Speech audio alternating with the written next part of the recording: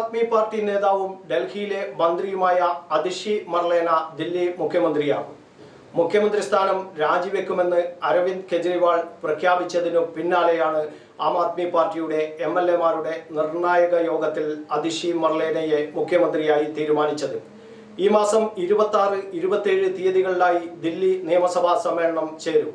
മുഖ്യമന്ത്രി ആരെന്ന് അരവിന്ദ് കെജ്രിവാൾ തീരുമാനിക്കുമെന്ന പ്രമേയം യോഗത്തിൽ അവതരിപ്പിച്ചു. തുടർന്ന് അരവിന്ദ് കെജ്രിവാൾ അതിഷിയുടെ പേര് നിർദ്ദേശിച്ചു. തുടർന്ന് മറ്റു MLA-മാർ തീരുമാനം അംഗീകരിച്ചു.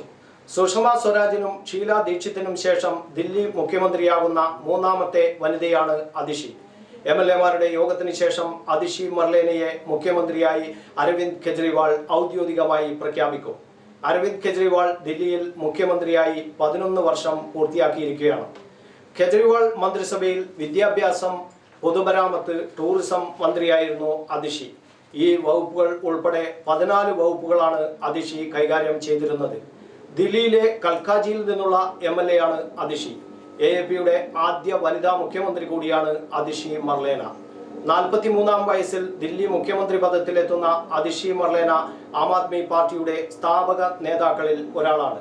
ദില്ലിയിൽ AAP-യുടെ ഭരണ തുടർച്ചയ്ക്ക് സഹായകരമായ പരിഷ്കരണ നടപടികളുടെയും ചുക്കാൻ അതിഷിക്കായിരുന്നു. നിലവിൽ മമതാ ബാനർജിക്ക് പുറമെ രാജ്യത്ത് മുഖ്യമന്ത്രി പദത്തിലെത്തുന്ന ഏക വനിത അതിഷിയാകും. കുറെ നാളുകളായിട്ട് ഒരു ഹെൽത്ത് ചെക്കപ്പ് ചെയ്യണം എന്ന് ചിന്തിക്കുന്നുണ്ടോ? എങ്കിൽ ഈ ഓണക്കാലം തന്നെയാവാം നിങ്ങളുടെ ഹെൽത്ത് ചെക്കപ്പ്, അതും വിദഗ്ധരായ ഡോക്ടേഴ്സിന്റെ കീഴിൽ from Oncure premium plus health checkup plan ഇപ്പൊ 18,000 രൂപയ്ക്ക് ലഭിക്കുന്നു. സോ ഈ ഓണം ഹെൽത്തി ആൻഡ് ഹാപ്പി ആയി ആഘോഷിക്കാനും ഓണം കെങ്കേമമാക്കാനും വിസിറ്റ് ചെയ്യൂ ഓൺക്യൂർ.